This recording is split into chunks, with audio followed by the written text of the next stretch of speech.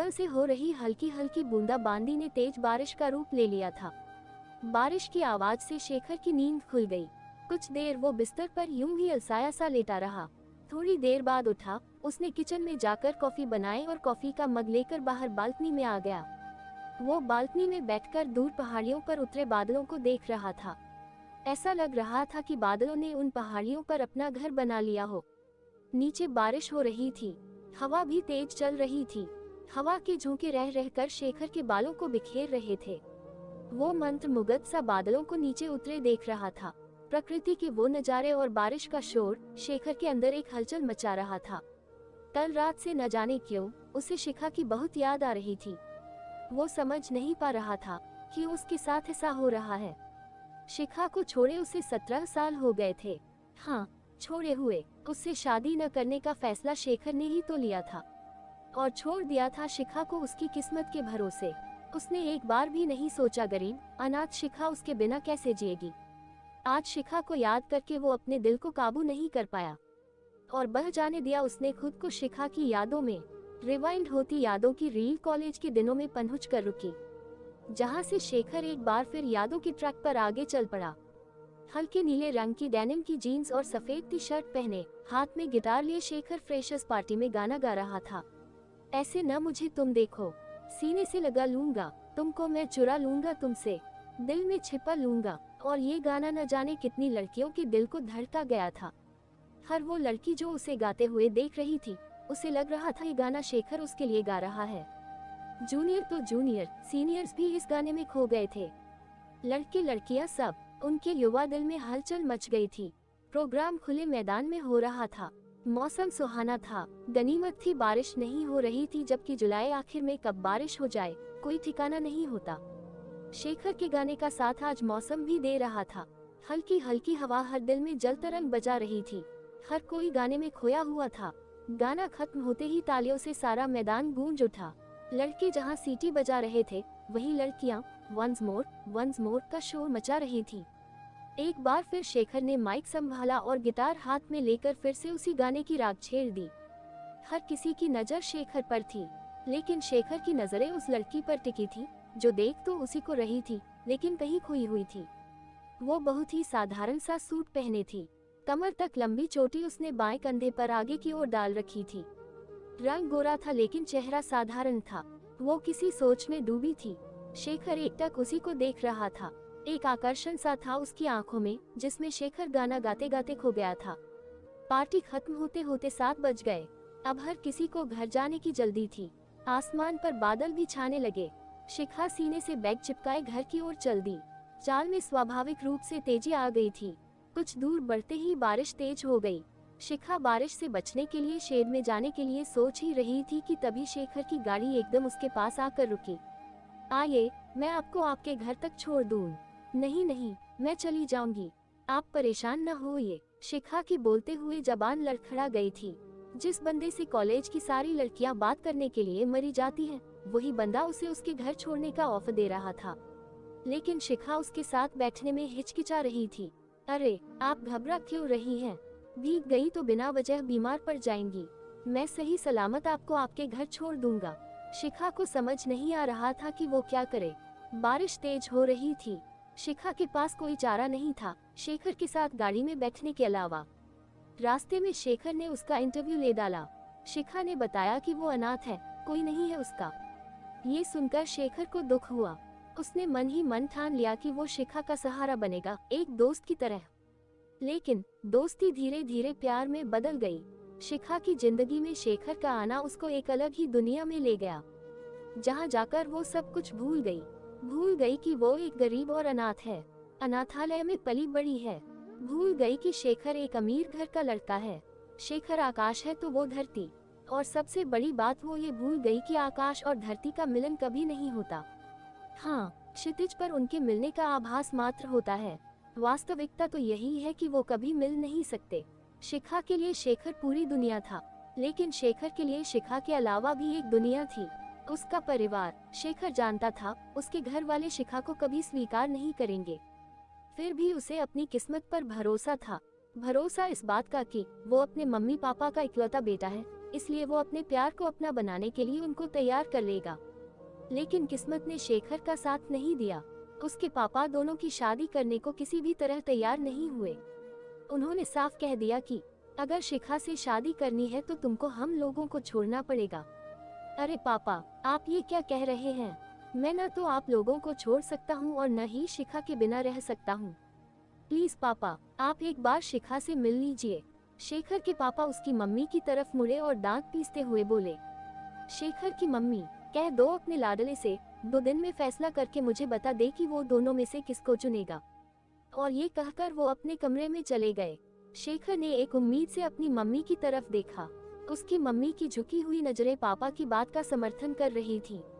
शेखर की आंखों में आंसू आ गए। फूट फूट कर रो पड़ा। एक पल को वो भूल गया वो एक लड़का है और लड़कों को इस तरह रोना शोभा नहीं देता। उस दिन के बाद वो शिखा से नहीं मिला। वो स्वार्थी हो गया। जिन्होंने उसे जन्म दिया उनको वो कैसे छोड़ सकता था। उसने अपने मन को समझा लिया कि प्यार पाने का नाम नहीं बल्कि कुर्बानी का नाम है। शेखर ने शिखा को इस बारे में कुछ नहीं बताया। वो जानता था कि शिखा उसे बहुत प्यार करती है और इस तरह कुछ भी न बताकर वो शिखा के मन में अपने प्रति नफरत भर देना चाहता था। उसने सोचा था कि शिखा उससे प्यार करके उसके बिना नहीं रह पाएगी, लेकिन नफरत करके शायद वो उसे भूल जाए। शेखर शिखा को भुलाकर पापा की बताई किसी और लड़की से शादी करने को बिल्कुल तैयार नहीं था। उसने अपने पापा की जिद के आगे शिखा को छोड़ देना तो मंजूर कर लिया था, लेकिन उसने किसी और लड़की से शादी नहीं की। उसके लिए शिखा के प्यार को भुला पाना नामुमकिन था। वैसे भी किसी के लिए अपने प्यार को भुला पाना इतना आसान कहाँ होता है, वो भी पहला प्यार। और फिर शिखा उसका पहला ही नहीं आखिरी प्यार भी थी।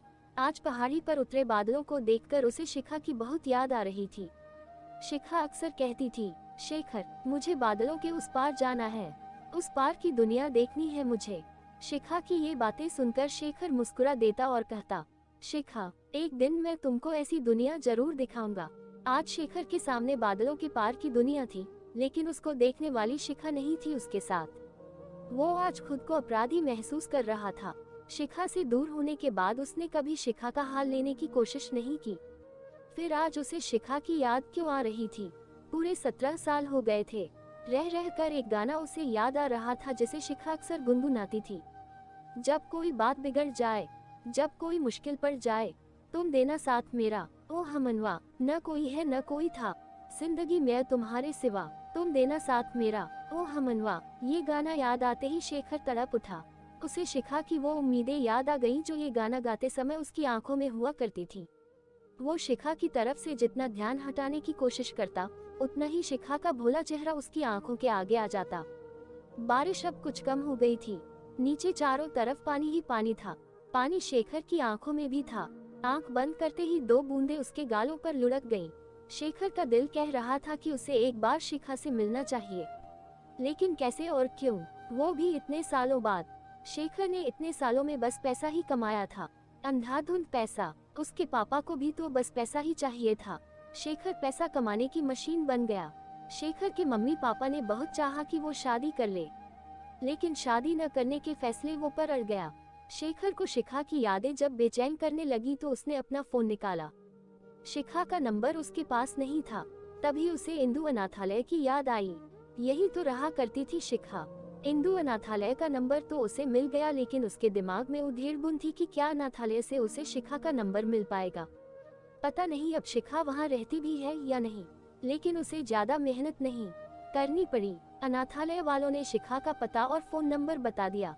शिखा का नंबर मिलते ही वो खुद को शिखा के करीब महसूस करने लगा, लेकिन उसका नंबर मिलाने में शेखर के हाथ कांप रहे थे। दिल की धड़कनें तेज हो गईं। पूरा नंबर मिलाते मिलाते उसको अपनी धड़कनें साफ सुनाई दे रही थीं।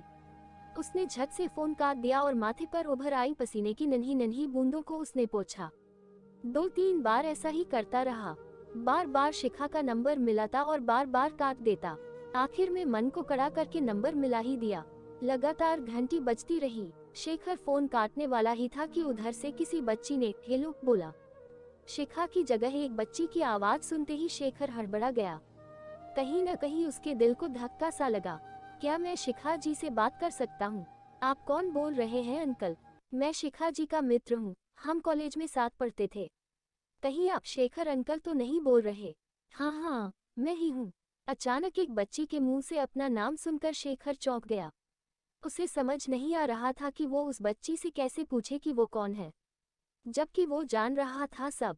लेकिन मन का एक कोना उस सच्चाई को स्वीकार नहीं करना चाह रहा था। तभी वो बच्ची फिर बोली, अंकल प्लीज आप घर आ जाए, मम्मी की हालत ठीक नहीं है, वो बस आपको ही याद करती हैं। शिखा की बेटी कह रही है मम्मी की हालत बहुत खराब है, वो उसको याद करती है। लेकिन ये कैसे हो सकता है? शिखा के पति शायद न हो, या शायद तलाक दे दिया हो शिखा को। लेकिन क्यों? और फिर शिखा मुझे क्यों याद करती है? शेखर के मन में बहुत कुछ चल रहा था। तभी उस बच्ची की आवाज फिर आई, हेलो अंकल, आप सुन रहे हैं न? प्लीज आप जल्दी आ जाए, शायद मम्मी के भीतर आपसे मिलकर फिर से जीने की उम्मीद जाग जाए। अंकल, हम दोनों बहनें मम्मी के बिना अनाथ हो जाएंगी, प्लीज अंकल बचा लो मेरी मम्मी को। फूट फूट कर रो पड़ी वो बच्ची। आंसू शेखर की आंखों में भी आ गए। जिससे दूर होकर वो हमेशा तड़पता रहा था, आज उसी से मिलने जाने की सोचकर उसकी आंखें नम हो गई थीं। शिखा बीमार थी और उसकी बेटी उससे प्रार्थना कर रही थी कि वो उसकी मम्मी को बचा ले। शिखा की बेटी से फोन पर बात करने से लेकर शिखा के घर पहुंचने तक वो जैसे अपने होश में नहीं था। इतनी देर बस शिखा की यादों में खोया रहा, शायद जानबूझकर, क्योंकि उसकी बीमारी का सुनकर वो आगे का कुछ भी सोचना नहीं चाहता था। दरवाजा एक 12-13 साल की बच्ची ने खोला। जैसे ही शेखर ने अपना परिचय दिया वो शेखर से लिपटकर रो पड़ी। शेखर किसी अनिष्ट की आशंका से घबरा गया। उसने बच्ची को चुप कराकर शिखा के बारे में पूछा। बच्ची अपने आंसू पोंछते हुए उसे अंदर ले गई। सामने पलंग पर एक 5 फीट का बेहद थका, जिंदगी की जंग से हारा सा शरीर पड़ा था, जो सिर्फ 4 फीट का आभास दे रहा था। रंग काला पड़ चुका था, सिर के बाल भी काफी हद तक झड़ चुके थे। शेखर शिखा को देखते ही तड़प उठा। अब तक रुके उसके आंसू बगावत कर उठे। तभी शिखा की आंखों में हल्की सी हलचल हुई। शायद उसे शेखर के वहां होने का आभास हो गया था। उसने आंखें खोलने की कोशिश की। इस कोशिश में उसकी पलकें कई बार खुली बंद हुईं, लेकिन आखिर में शिखा आंखें खोलने में कामयाब हो गई। शेखर को देखते ही उसकी आंखों से आंसू बहने लगे, लेकिन अब चेहरे पर चिंताओं की जगह हसीन संतोष ने ले ली। अब तक उसकी आंखों में अपनी बेटियों के भविष्य को लेकर जो डर था, उसकी जगह शेखर को देखते ही एक सुकून था। अब खुद के मरने का कोई डर नहीं था। उसके होंठ कांपे, फीकी मुस्कुराहट आ गई उसके होंठों पर। बहुत कुछ कहना चाह रही थी वो, लेकिन होंठ उसका साथ नहीं दे रहे थे। फिर भी बहुत कोशिश करने पर उसके मुंह से सिर्फ एक शब्द निकला, शेखर। शेखर ने आगे बढ़कर शिखा को बाहों में भर लिया। उसकी बाहों में आकर शिखा उससे एक छोटी बच्ची की तरह चिपक गई। शिखा की दोनों बेटियां रो रही थीं। शिखा और शेखर की आंखों में आंसू थे। थोड़ी देर में शेखर को वहां शिखा की बेटियों के होने का आभास हुआ। उसने जल्दी से शिखा को लिटा दिया। तभी शिखा की बड़ी बेटी ने शिखा की रिपोर्ट शेखर की तरफ बढ़ा दी। कुछ पल शेखर शिखा की बेटी के हाथ में पकड़ी उस रिपोर्ट को देखता रहा, जिसे खोलकर अंदर से देखने की हिम्मत फिलहाल उसमें नहीं थी। वो शिखा को देखकर जो समझ रहा था, उसकी रिपोर्ट देखकर हकीकत का सामना कैसे कर सकता था। अंदर ही अंदर वो टूटता जा रहा था, लेकिन फिर भी उसके आगे 3 जिंदगी थी जो उस पर आस लगाए थी। ऐसे में उसे संभालना ही था खुद को। शेखर ने कांपते हाथों से रिपोर्ट ले ली, लेकिन उसको खोलकर देखने में उसे काफी समय लगा। इस बीच वहां ऐसा सन्नाटा छाया था जिसका शोर वो चारों अपने भीतर सुन रहे थे। रिपोर्ट देखते ही शेखर की आशंका सही हो गई। शिखा को वास्तव में कैंसर ही था, ब्रेस्ट कैंसर। एक ब्रेस्ट हटाया जा चुका था। सरकारी अस्पताल में हुआ था ऑपरेशन, लेकिन उसके बाद होने वाली कीमोथेरेपी कष्टकारी थी। हालांकि सरकारी अस्पताल में शिखा का इलाज चल रहा था, लेकिन काफी समय से वो चलने फिरने में असमर्थ हो गई थी, तो बाकी की कीमोथेरेपी नहीं हो पाई थी। बेटियां कैसे मैनेज करती सब? बच्चियां ही तो थी वो। लेकिन शेखर के आ जाने से दोनों बच्चियों की आंखों में एक आशा की किरण नजर आ रही थी। शेखर ने कुछ फोन किए और शिखा को गोद में उठाया और दोनों बच्चियों को लेकर पहले तो सरकारी अस्पताल में शिखा के डॉक्टर से मिला। उनसे ट्रीटमेंट की फाइल लेकर शहर के सबसे बड़े कैंसर अस्पताल में शिखा को एडमिट करा दिया। इस सब के लिए उसको पैसा पानी की तरह बहाना पड़ा, जो उसके लिए मामूली बात थी। बिना पैसे के न तो सरकारी अस्पताल का डॉक्टर ट्रीटमेंट की फाइल देता और न ही इतने बड़े कैंसर अस्पताल में इतनी जल्दी शिखा को एडमिट कराया जा सकता था। इतना करते करते वो पूरी तरह थक चुका था। शिखा आईसीयू में थी और वो दोनों बच्चियों को कुछ खिलाने पिलाने ले गया।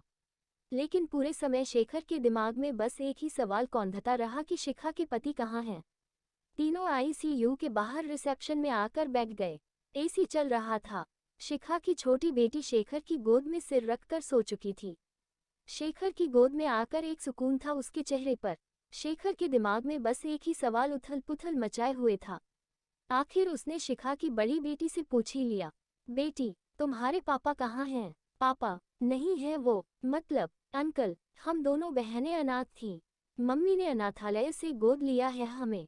क्या? शेखर की आवाज में आश्चर्य मिश्रित खुशी थी, लेकिन तभी उसके मन के एक कोने में कुछ सवाल उठे कि शिखा के पति कहाँ हैं? उसने बच्चियों को गोद क्यों लिया? इन सवालों के जवाब तो शिखा से ही मिल सकते थे। शिखा की कीमोथेरेपी उसी दिन की गई। 2 दिन बाद शिखा कुछ बोलने लायक हुई। शरीर पहले ही खोखला हो चुका था, लेकिन अब शेखर को देखने के बाद उसके अंदर जीने की इच्छा जाग गई थी। शेखर प्यार था उसका, और आज उसका प्यार, उसका शेखर उसके पास था तो वो कैसे उसे छोड़कर जा सकती थी। शेखर शिखा का हाथ पकड़कर उसके पास बैठ गया। दोनों एक दूसरे को बस एकटक देख रहे थे। दोनों के लब खामोश थे, लेकिन उनकी आंखों से बह रहे आंसू एक दूसरे से बातें कर रहे थे। अगले दिन शिखा हॉस्पिटल से डिस्चार्ज हो गई। 20 दिन बाद फिर आना था चेकअप के लिए। शेखर शिखा और दोनों बच्चियों को पहाड़ी वाले घर ले आया, जहां से बादलों के पार की दुनिया दिख रही थी। शिखा और दोनों बच्चियों को ऐसी ही दुनिया देखनी थी। हालांकि जब उसने ये घर बनवाया था तब सोचा भी नहीं था कि वो शिखा को कभी यहाँ ला पाएगा। लेकिन घर की डिज़ाइन फाइनल करते समय उसके अंतर्मन में शिखा जरूर थी। 2-3 दिन बाद शेखर ने शिखा की दोनों बेटियों को बोर्डिंग में डाल दिया। वो यहाँ शिखा के साथ अकेला रहना चाहता था, और वो जी जान से शिखा की सेवा में जुट गया। लेकिन उसके जेहन में शिखा के पति को लेकर जो सवाल थे वो अभी भी जवाब के इंतजार में थे। 1-2 कीमोथेरेपी और हुई शिखा की। अब उसमें धीरे धीरे सुधार हो रहा था। एक तो शेखर ने उसकी सेवा में कोई कसर नहीं छोड़ी थी, दूसरी सबसे बड़ी बात, शिखा की जीने की इच्छा उसमें सुधार कर रही थी। आज शेखर ने शिखा को नहला धुलाकर बालकनी में झूले पर बिठा दिया। वो खुद भी बगल में बैठ गया। शिखा की नजरें सामने पहाड़ी पर उतरे बादलों पर थीं। वो एकटक सामने देख रही थी। तभी शेखर बोला, शिखा, तुम्हारे पति। इतना कहकर शेखर चुप हो गया। शिखा ने पलटकर उसे देखा और बहुत धीमी आवाज में बोली, मैंने शादी नहीं की शेखर। क्या? लेकिन क्यों? शेखर, शादी एक स्थूल चीज है, एक बहुत बड़ी जिम्मेदारी है, और मेरे पास 2 बेटियों की जिम्मेदारियां थीं तो मैं और कोई जिम्मेदारी कैसे उठा सकती थी? शेखर, तुम न आते तो पता नहीं मेरी बेटियों का क्या होता।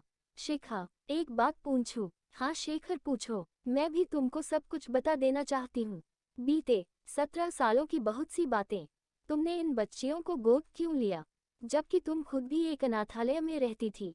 शिखा एकटक सामने बादलों को देख रही थी जो बरसने को तैयार थे, जैसे अतीत को याद करते हुए उसके आंसू आंखों का साथ छोड़ने को तैयार थे। वो एक गहरी सांस लेते हुए बोली, शेखर, तुम्हारे जाने के बाद मैं टूट गई। बिना बताए तुम चले गए थे। तुम्हारे बिना मैं बिल्कुल अकेली हो गई थी। बहुत इंतजार किया मैंने, लेकिन तुम कभी नहीं आए। मैं समझ गई थी कि मेरी और तुम्हारी किस्मत अलग हो चुकी है। बस इसको अपनी नियति मान लिया था और मैंने पढ़ाई छोड़कर नौकरी कर ली। एक दिन रिया अनाथालय आई। कुछ दिन पहले पैदा हुई बच्ची को कोई इसलिए छोड़ गया था क्योंकि वो एक लड़की है। अनाथालय में हम सब मिलकर उसको पाल रहे थे। फिर 1 साल बाद एक और बच्ची आई, जिया। दोनों बच्चियां हमारे लिए एक खिलौना सी थीं। शिखा ने एक गहरी सांस ली। बहुत थके शब्दों से वो आगे बोली, शेखर, एक दिन मैंने सुना रिया और जिया आपस में बात कर रही थीं कि बादलों के पार क्या है, उनको ये देखना है। मुझे अपना बचपन याद आ गया। और फिर याद आ गए तुम, जिसने अपनी शिखा से वादा किया था कि वो एक दिन उसको बादलों के उस पार की दुनिया दिखाएगा। एक पल को शिखा फिर रुकी। उसने अपनी तेज हो चली सांसों को नियंत्रित किया। फिर वो आगे बोली, शेखर, रिया और जिया की बातें सुनकर मैंने फैसला कर लिया कि एक दिन मैं उनको बादलों के पार की दुनिया दिखाऊंगी। क्योंकि मैं नहीं चाहती थी कि वो एक और शिखा बने, एक अनाथ और बेसहारा। शेखर की नजरें झुक गईं, उसको आत्मग्लानि हो रही थी। मैं नौकरी करती ही थी तो दोनों को अनाथालय से गोद लेकर एक किराए के घर में रहने लगी। मैं रिया और जिया के माथे से चिपका गरीब और अनाथ का लेबल हटाना चाहती थी। लेकिन एक बार फिर मेरी उम्मीदों का फैसला मेरी किस्मत को करना था और देखो मुझे कैंसर हो गया। मैं मरना नहीं चाहती थी। शायद इसीलिए ईश्वर ने तुमको मेरे पास भेज दिया। अब मुझे अपनी बेटियों की न तो चिंता है, न अपने मर जाने का दुख। शेखर शिखा के अंतिम शब्द सुनकर तड़प उठा। उसने शिखा के मुंह पर हाथ रख दिया। वो शिखा को अपने सीने से लगाते हुए बोला, प्लीज शिखा, ऐसा न बोलो, मैं अब तुमको कहीं नहीं जाने दूंगा। तुम हमेशा मेरे पास रहोगी। अब हमें कोई जुदा नहीं कर सकता, हमारी किस्मत भी नहीं। शिखा कसकर शेखर से चिपक गई। उसने आंखें बंद कर ली, जहां से 2 बूंदें निकलकर शेखर के सीने में समा गईं। 2 बूंदें शेखर की आंखों से भी गिरी, लेकिन दोनों की आंखों से गिरते आंसू इस बार खुशी के आई।